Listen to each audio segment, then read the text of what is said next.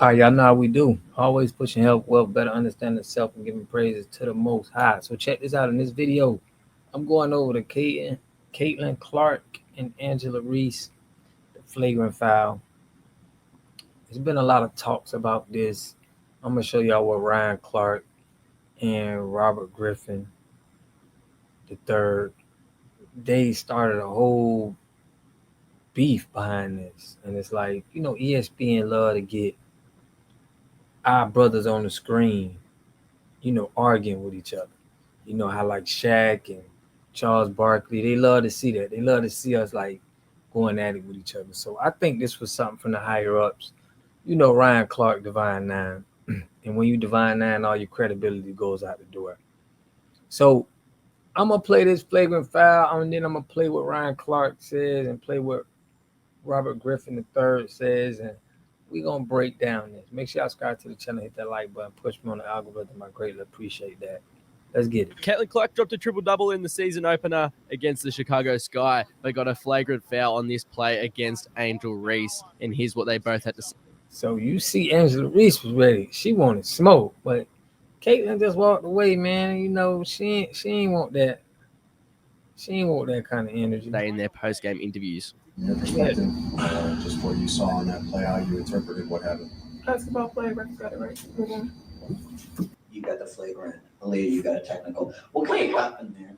If you got the tech? I know. Wait, what? I got the tech? Oh, first of all, I know. let's not make it anything that it's not. It was just a good play on the basketball. I'm not sure what the refs saw to upgrade it, and that's up to their discretion after watching the initial whatever happened during the play and then whatever happened after. We watch a lot of basketball. It's a take foul to put them at the free throw line or rather give up 2 points. I've watched a lot of basketball in my life. That's exactly what it was. I wasn't trying to do anything malicious. That's not the type of player I am. So, yes, wasn't anything like that. And I went for the ball, and that's clear as day in the replay. You watch it. It shouldn't have been upgraded. But, again, that's up to the ref's discretion. But I appreciate AB having my back. I guess I don't even know what she did. I didn't see that. Well, girl, Have fun paying that fine. can I get out? Can you get this?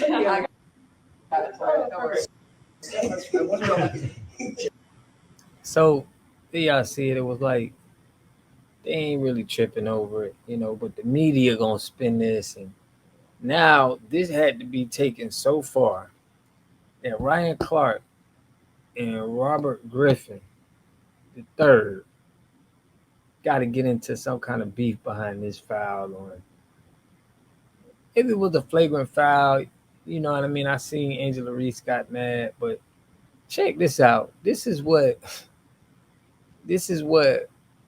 Ryan Clark said, and as y'all know, he is Divine Nine, and y'all know how we feel about that. But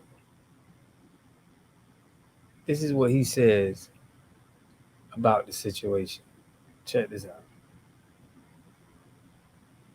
We moved in to being able to read the expressions of a person and know their intent, know their character, know their perspective. But he does understand hate, because I think he also understands the hate of self. When you look at the play, which is all we can speak to as professionals, all we can speak to as analysts, Angel Reese pushed one of her teammates. Caitlin Clark had a hard foul, which is part of basketball. I feel like it was assessed correctly. And Angel Reese's reaction is the sort of reaction you get in a situation when you feel like you took an intentionally hard foul. That's competitiveness. That's rivalry. That's not hate.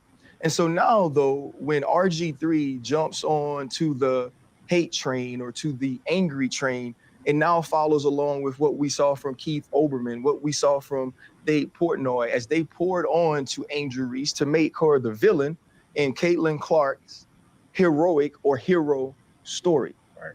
The one thing we know about RG3 is he's not having conversations at his home about what Black women have to endure in this country, about what young Black women and athletes like Angel Reese have had to deal with being on the opposite side of Caitlin Clark's rise and ascension into stardom. Now, when you look at it, I think A'ja Wilson is the face of the league. A'ja Wilson is the best player in the league. Caitlin Clark is the most important player in the WNBA. And a ton of her fandom has come along with some racial bias or some racial pieces to why people love her so much. And so now, if you're RG3, when is the last time within your household you've had a conversation about what she's dealing with? You haven't been able to do that because in both of your marriages, you've been married to white women. You haven't had opportunities to have those conversations to educate you on what they're feeling, what Black women deal with, what they're seeing when they think of a young Angel Reese. And the whole time that he's mimicking Angel Reese and bobbing his head and moving his neck while he's doing this whole piece, his wife is in the back, amening and clapping. And so to me, it's just another situation that now this young You can tell Fred Taylor just like, yeah, man, we need clicks and views. This gonna get it, you know. He always, I tell y'all about the Divine Nine. They like them Democrats. They like to make something, and all of them be Democrats too. They like to make something. They like to make something competitive. But let them cook, because I know it's probably some people that's gonna feel like he's speaking the truth. lady has to deal with. When I worked with RG3, he would make all of these sort of corny jokes about milk and how much he loved it and how important it was. And he always points out on social Now that's media the funny. color of his wife's skin, as if the color of her skin is what makes her special, as if the color of her skin is what makes her a good wife. I've met the lady, I've had a conversation with her. Right. I think she's more than that. But it also leads to what Black women deal with a lot from Black men who have chose to date or marry outside of their race. They always feel like they have to go the extra mile to prop up the woman that they're married or the woman that they're with over Black women by denigrating Black women. I feel like we should have an opportunity to move past that and understand that Angel Reese can be great in her own right, as Caitlin Clark is as well. Caitlin Clark is a likable and lovable superstar. She pays homage to the stars of the past. She pays homage to the Black women that have come before her. And now she is carrying the mantle forward. So there's no need to pin those two against each other and paint them based on stereotypical tropes.